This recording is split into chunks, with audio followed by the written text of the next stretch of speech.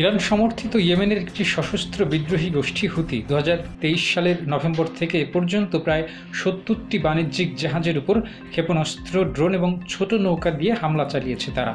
4টি জাহাজ ডুবিয়ে দিয়েছে তারা, একটি জাহাজ দখল এবং অন্তত 7 জন ক্রুকে হত্যা করা হয়েছে বলে জানা গেছে।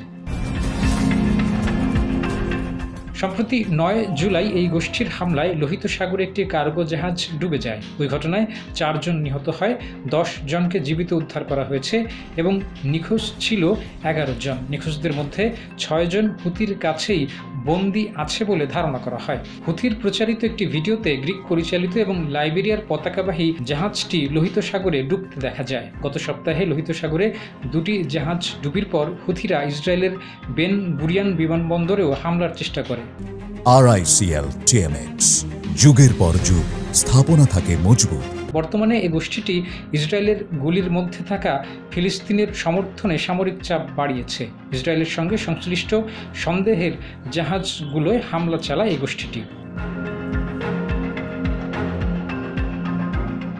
সৌদি আরব এবং যুক্তরাষ্ট্রের দাবি, ইয়েমেনের গৃহযুদ্ধের সময় জাতিসংঘের অস্ত্র নিষেধাজ্ঞা লঙ্ঘন করে ইরান হুথিদের কাছে ড্রোন, ক্রুজ এবং ব্যালিস্টিক ক্ষেপণাস্ত্র সহ নানা ধরনের অস্ত্র পাচার করেছে। তারা বলছে, সৌদি আরব এবং দেশের মিত্র সংযুক্ত আরব আমিরাতের উপর হামলায় এই ধরনের ক্ষেপণাস্ত্র এবং ড্রোন ব্যবহার করা হয়েছে।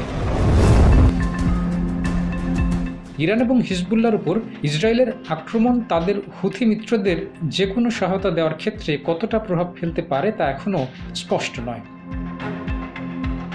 Desk report, জায়দিন।